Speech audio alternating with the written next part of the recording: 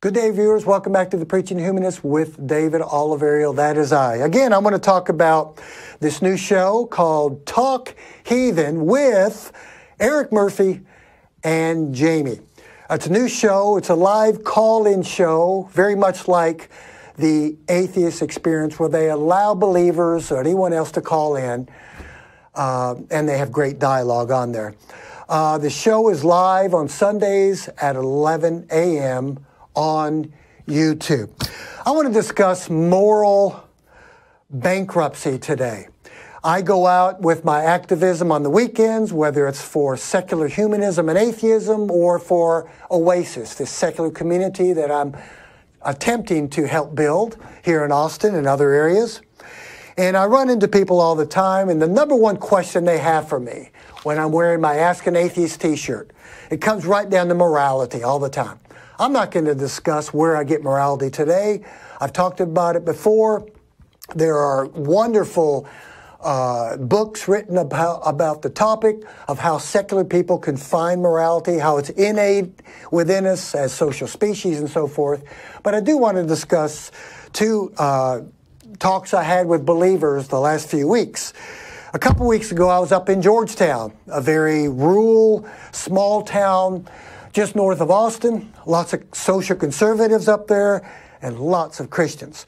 So my friend and I are out there with our Ask an Atheist t-shirts and our signs, encouraging people to have dialogue with us, attempting to normalize atheism and let them see that we're not evil, that we demand equality just like they have, and so forth. A lady approached me and she began to tell me how she loves Jesus Christ and how her life would not be the same without Jesus. So I asked her the simple question, what would happen to you, my dear Christian friend, if you found out that what this preaching atheist and humanist has been saying, that you can be good and moral and happy and have a good life without God belief, if what I was saying was true, what would happen in your life, your personal life, as far as ethics and morality? Would you continue the life of moral behavior and ethical behavior if you found out there was no Jesus, if it was all a myth? That's what I'm saying. Now, I get this all the time. Her answer, I had to write it down. David, without Jesus, I would kill myself. Now, it sounds harsh. Understanding and being in her shoes, or her belief system, years ago, I understand that type of thinking. I thought that way too. She said she'd kill herself. She said that she would be unable to be a good person. Her life would not be worth living without Jesus. My question is, number one, does she experience moral bankruptcy? Is she an immoral person? Or, number two, which I tell most believers this, I usually pat them on the shoulder and I tell them, dude or young lady, whoever you are, the morality you use is subjective morality, secular morality. Most of us agree about killing and lying and the other things because we're a social species. You, my dear Christian friend, are too good for the book called the Bible and the morality. It's hard for them to understand and comprehend that. Now, here's one other experience I had last week with my activism. A young man approached me and my friend, and he told me that he was a very strong Christian, Catholic Christian. And without the Eucharist, the communion, the rosary, and prayers to Mother Mary, and his Christianity using Catholicism, that his life would not be worth living. So I went ahead and asked this young man the question I ask many believers. Would your morality collapse if God, being the grounds for this morality, were absent? Here's what he said. He said, without my belief in God, without faith in God, without partaking of the Eucharist, which is Holy Communion for Catholics, I would be a very bad and immoral person because before I became a Catholic, I was evil and bad.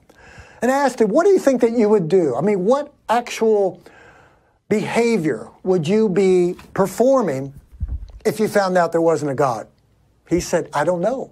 I may go out and kill people. I may go out and rape. And again, like I did the other woman, I told him, and I patted him on the shoulder. I said, you're probably a very good person. You mean very well, but you've just been lied to. You've been told you need a God to be good. So my question is, are these people that I run into quite often, do they experience moral bankruptcy, or are they really good people and they've just been lied to? I would say, for the most part, that most of them are very good people. They know what right and wrong is. They're a moral, ethical species called human beings. We're social. Most of us would agree about what is moral and what is not moral. I just say they've been lied to. Which leads me, and I close with moral capital. I get this from believers all the time. Well, David, you as an atheist, and all you other atheists that believe in doing good and ethical and moral deeds, the only reason you're good is because there's a capital and a stash of morality from Christianity or from Islam or whatever the religion is. And once you atheists use up all this capital that's been stashed away of morality from the Bible or the Quran, there will be chaos, anarchy, immorality.